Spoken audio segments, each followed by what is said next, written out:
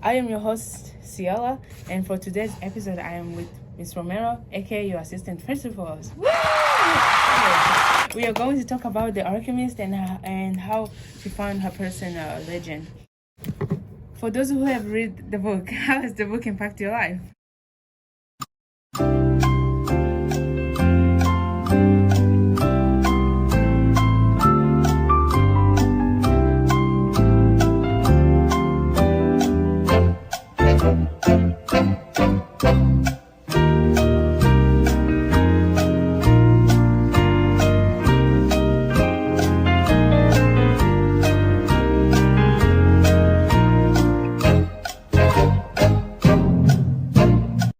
I chose Mr. Romero to be my honored guest because I don't know how it happens, but I was talking to my AP teacher, and he automatically just he told me to talk to Miss Romero because she's known to be reading a lot of books, and then he was like, it should be a great fit to become your guest.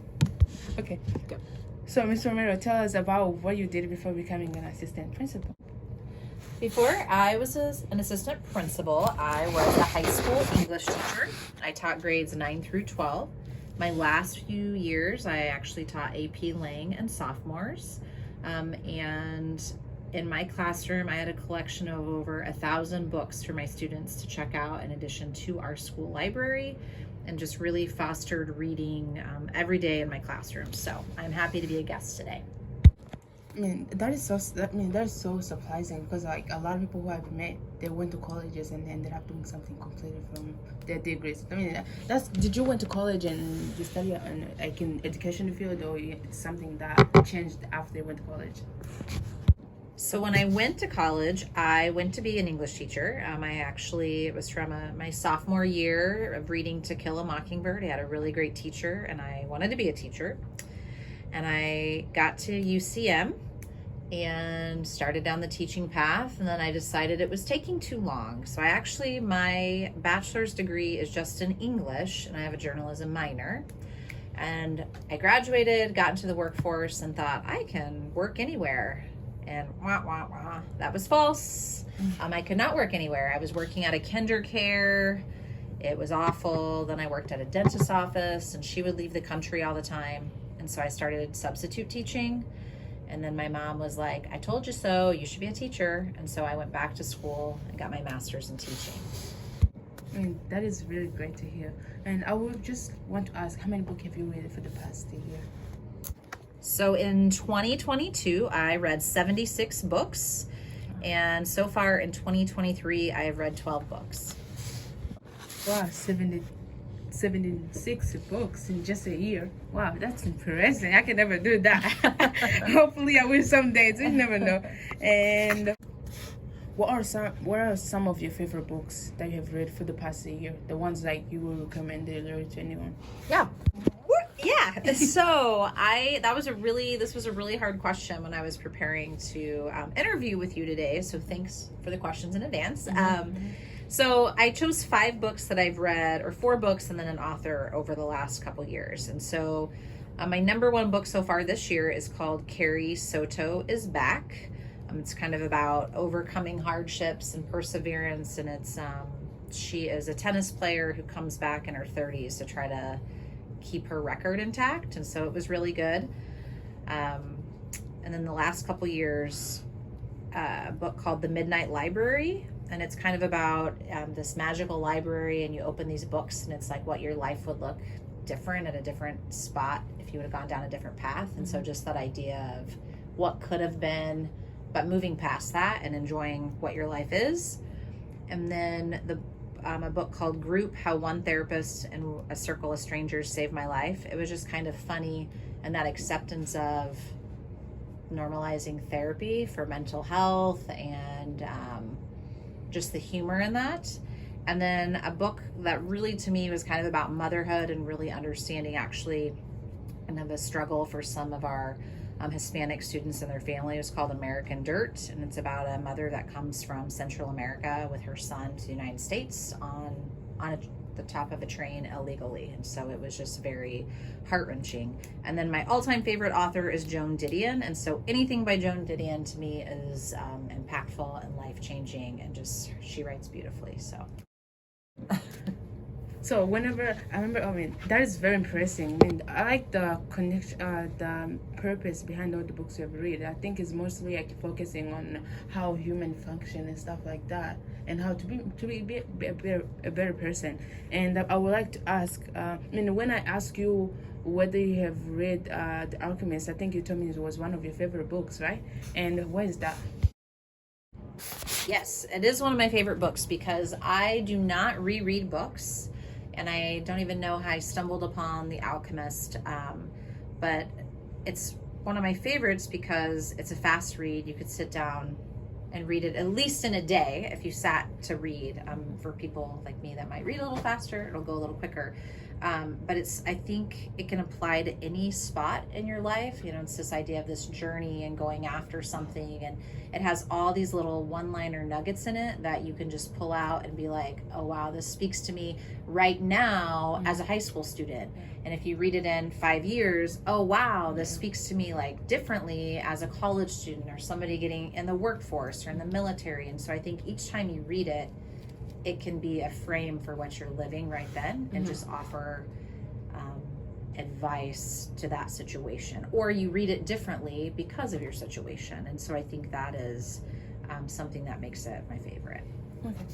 So from The Alchemist, what quote that you have gotten? What quote have you hold on to it that have kind of like changed the way of you thinking and just stuff? Sure, I chose a couple quotes. The first one is, when we love, we always strive to become better than we are. When we strive to become better than we are, everything around us becomes better too. I just think that this is like everybody in the human race needs this on their desk or in their car or on their mirror every morning, because when you're keeping you and loving people and trying to be better, it just spreads that seed, and it makes other people better, and you see other people being better, so then you want to be better, right? And it's kind of just this like forward momentum and energy. Another quote I chose is, there's only one thing that makes a dream impossible to achieve, and that's the fear of failure. And I think that is a lesson, and I'm guilty of that, right? Of like, oh, I don't want to try that because I'm gonna fail. But I think then it's like, well, then why am I doing it, right? So it's like, how do I get past that? And I think that's a lesson for any part in your life. If you're 15, 16, 18, 25, 45, what's holding me back from a dream, or trying, maybe trying something new is my dream. Maybe I want to be a runner when I'm 50. That's a dream, right? I am a runner, but it's about failing or not being good enough, right? And so I think that's just a nugget to hold on to say you got to try, because you don't know what's gonna happen. Recently I just read a book called Who Moved My Cheese, and they kind of talked about how the fears, it's only bad whenever it's keeping you from doing something. So if you guys haven't read that book, I highly recommend it to read. And it's a very short book to read too, but there's a lot into it. And overall, like, what message would you like to share with our friends who have read the book and those who have not read the book? I would like to share in general, read it again or read it, right? I think that especially now in the technology digital era, there's an excuse of I don't like to read, or I'm not a good reader. Well, nobody's told a kid they aren't a good reader. I hope not, because pick something up. Pick up a book with pictures. Listen to a book, right? You don't have to read it. Put it in your ears, and I promise you, when you find the right book, and maybe it is The Alchemist, you can fall in love with reading, and a book will speak to you or change your life or be an escape for you. I like how you said you can pick up a book and find what you like, because personally it's very hard even at the moment to find what book I really want to read. But whenever I found like a book like Who Moved My Cheese, like that one has become like I'm looking for something that looks like that one. Books that are similar like topics as Who Moved My Cheese. But I feel like we can all find what we're good at. It's not about like we can read or we cannot. Like actually, we can all grow into reading books and get into loving reading books. So we are coming to the end of What is Your Personal Legend episode. Miss Romero, what 2 books will you recommend for our friends? Well, Stella, I have more than 2 books because that was too hard. So I have 5 books that I would recommend. Okay, that's and they're better kind than of 2. all over the place. So I think 2 books about really coming of age and a high school experience, The Catcher in the Rye. And either you love it or you hate it. Holden Caulfield is the main character, but just read it and you can come visit me about it. Or a book similar that's a little more modern is The Perks of Being a Wallflower. And don't watch the movie, read the book, okay? And then 4 other books, Dear Martin by Nick Stone. I think a lot of our students have read that in 9th grade English, 10th grade English. So if not, it's a quick read. The Poet X by Elizabeth Acevedo. Long Way Down by Jason Reynolds, and then Born a Crime by Trevor Noah.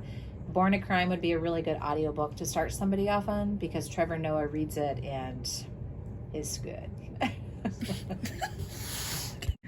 Okay. All right, everyone. Don't forget to check out those books. And Miss Romero, thank you so much for being in this podcast. And I'm so grateful for your time. Everyone, I'm your host, Ciela Mupenda. And this was the Wise Woman Basement Podcast. See you next time. Yay! Thank you. You guys have to hear his voice.